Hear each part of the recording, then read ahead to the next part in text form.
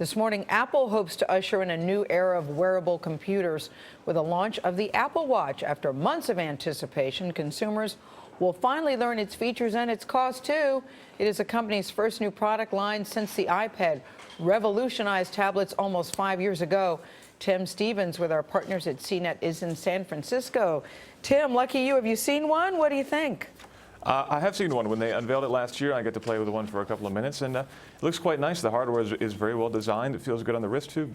How does it compare to others? Because this is certainly not the first smartwatch on the market.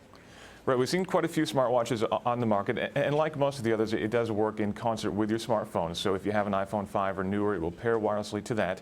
And so if you get a call on your phone, for example, it'll pop up a notification on your watch, show you who's calling, give you a notification if you're getting a text message, and you can do some interactions with Siri as well, speaking through the watch. So it'll basically make it easier to use your phone without having to always fish it out of your purse or out of your pocket. Any criticism of the watch, Tim? Certainly, there have been some features that people were hoping to see that I don't think are going to be there. Some advanced health tracking features like blood pressure monitoring. Even some people were hoping for glucose monitoring from this watch. Instead, we're going to get fairly standard health functionality. Basically, it'll be able to track your heart rate while you're working out. It'll also be able to track your activity, give you notifications every hour, for example, if you've been sitting down for too long.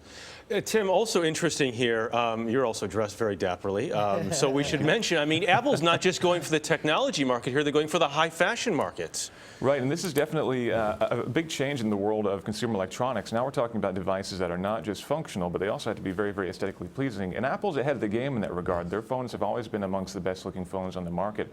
This is going to be a bit of a difficult challenge for them, if only in their stores, because now we're talking about a device that people not only need to come in and see, but they need to actually try it on and see what it looks like on them. And that's going to require some changes in their stores. We're expecting to see some modifications this week as we move to the release of the watch, which we're expecting to be toward the end of next week.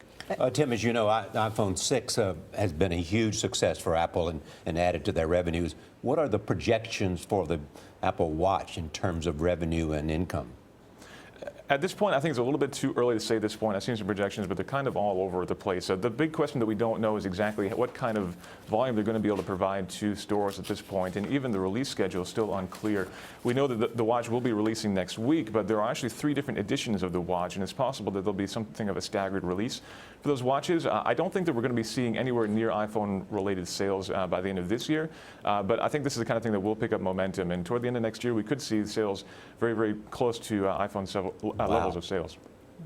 Tim Stevens, thanks very much. We should mention, by the way, the Apple Watch starts at $349. And you have to buy, Charlie, you mentioned the iPhone 6, by the way.